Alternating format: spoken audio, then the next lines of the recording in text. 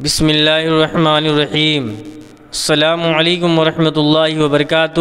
پیارے دوستو، آج ہم قبروں میں منکر نکیر کیا کیا سوالات کرتے ہیں اور روحیں کہاں رہتی ہیں اس کے بارے میں معلومات حاصل کریں گے۔ حضرت براء بن عازب رضی اللہ تعالی عنہ سے روایت ہے کہ رسول کریم صلی اللہ علیہ وسلم نے فرمایا کہ مردے کے پاس دو فرشتے آتے ہیں تو اس کو بٹھا کر پوچھتے ہیں کہ تیرا رب کون ہے؟ تو مردہ کہتا ہے میرا رب اللہ ہے۔ تو فرشتے کہتے ہیں کہ تیرا دین کیا ہے؟ وہ کہتا ہے میرا دین اسلام ہے۔ پھر فرشتے پوچھتے ہیں کون ہے یہ جو تم میں مبعوث فرمائے گئے تھے؟ تو مردہ کہتا ہے وہ رسول کریم صلی اللہ تعالیٰ علیہ وسلم ہیں۔ پھر فرشتے دریافت کرتے ہیں کہ تمہیں کس نے بتایا کہ وہ رسول کریم صلی اللہ علیہ وسلم ہیں؟ تو مردہ کہتا ہے میں نے خدائے رب ذوالجلال کی کتاب کو پڑھا تو ان پر ایمان لایا اور ان کی تصدیق کی۔ حضور صلی اللہ علیہ وسلم نے فرمایا تو خدائے تعالیٰ کے اس قول پارہ 13 رکوع 16 خدائے تعالیٰ ثابت رکھتا ہے ایمان والوں کو حق بات پر دنیا کی زندگی میں اور آخرت میں۔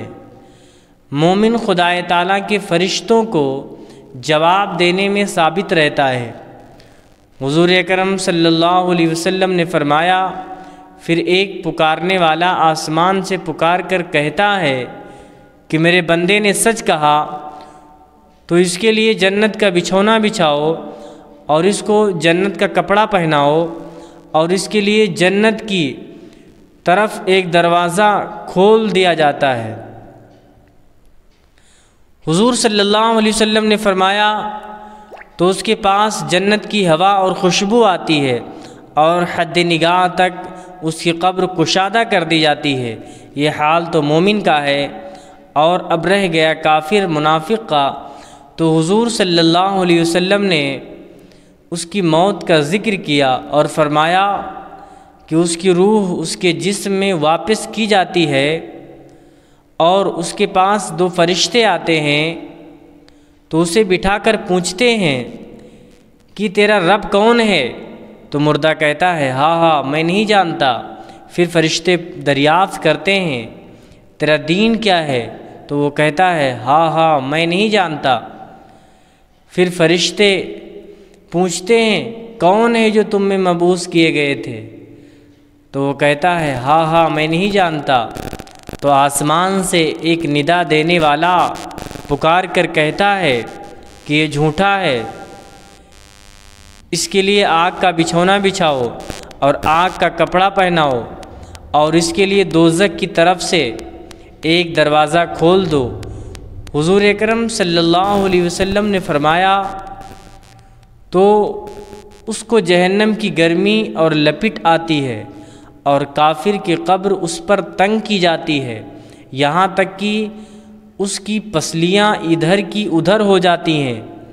پھر اس پر ایک اندھا اور بہرا فرشتہ مقرر کیا جاتا ہے جس کے پاس لوہے کا ایک گرز ہوتا ہے کہ اگر اس کو پہاڑ پر مارا جائے تو وہ مٹی ہو جائے۔ فرشتہ اس گرز سے کافر کو ایسا مارتا ہے کہ اس کی آواز مشرق سے مغرب تک تمام مخلوقات سنتی ہیں، مگر انسان اور جن نہیں سنتے، تو وہ مٹی ہو جاتا ہے۔ پھر اس کے اندر روح لوٹائی جاتی ہے۔ ابو داؤد شریف، مشکات شریف۔ خلاصہ حدیث یہ ہے، پہلی بات، مرنے کے بعد مسلمانوں کی روحیں حسب مراتب مختلف مقاموں میں رہتی ہیں۔ بعض کی قبر پر چاہے زمزم میں، بعض کی آسمان و زمین کے درمیان، بعض کی پہلے دوسرے ساتویں آسمان تک، اور بعض کی آسمانوں سے بھی اوپر، اور بعض کی روحیں زیر عرش قندیلوں میں، اور بعض کی اعلیٰ علیین میں، اور کافروں کی خبیث روحیں بعض کی ان کے مرگھٹ پر، بعض کی چاہے برہوت میں، یمن میں ایک نالہ ہے، بعض کی پہلی دوسری ساتویں زمین تک، اور بعض کی اس سے بھی نیچے سجین میں، مگر کہیں بھی ہوں اپنے جسم سے ان کا تعلق باقی رہتا ہے۔ بہار شریعت۔ دوسری بات، قبر میں منکر نکیر کا سوال حق ہے، اس کا انکار کرنے والا گمراہ بد مذہب ہے۔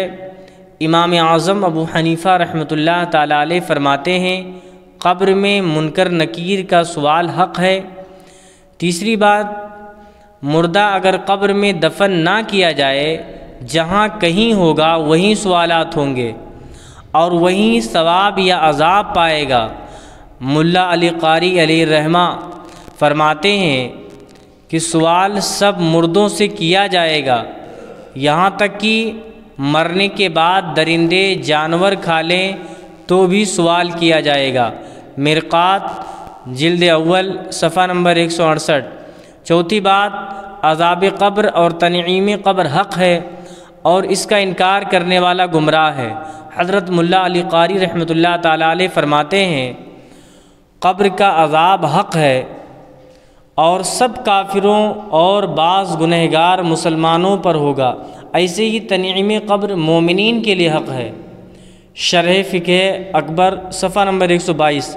پانچویں بات، جسم اگرچہ گل جائے یا خاک ہو جائے مگر اس کے اجزاء اصلیہ قیامت تک باقی رہیں گے اور وہی عذاب و ثواب ہوں گے۔ وہ اجزاء ریڑھ کی ہڈی میں ہوتے ہیں اور اس قدر باریک ہوتے ہیں کہ نہ کسی خوردبین سے نظر آتے ہیں اور نہ آگ انہیں جلاتی ہے اور نہ زمین انہیں گلا سکتی ہے، یہی جسم کے تخم ہیں۔ خدائے تعالیٰ قیامت کے دن مردے کے منتشر اجزاء کو جمع فرمائے گا اور ہر روح کو اسی جسم سابق میں بھیجے گا۔ بہار شریعت۔ چھٹی بات، انبیاء کرام علیہم السلام، اولیاء کرام، علماء اعلام، شہداء اسلام، حفاظ کرام جو قرآن مجید پر عمل کرتے ہیں اور جو منصب محبت پر فائز ہیں، اور وہ جس نے کبھی اللہ تعالیٰ کی معصیت نہ کی ہو، اور وہ لوگ اپنے اوقات درود شریف میں مستغرق رکھتے ہیں، ان کے بدن کو مٹی نہیں کھا سکتی۔ اور جو شخص انبیاء کرام علیہم السلام کی شان میں یہ خبیث کلمے کہے کہ مر کے مٹی میں مل گئے تو وہ گمراہ بددین ہے، خبیث ہے، اسلام سے خارج ہے۔ بہار شریعت جلد اول صفحہ نمبر 29۔ فقط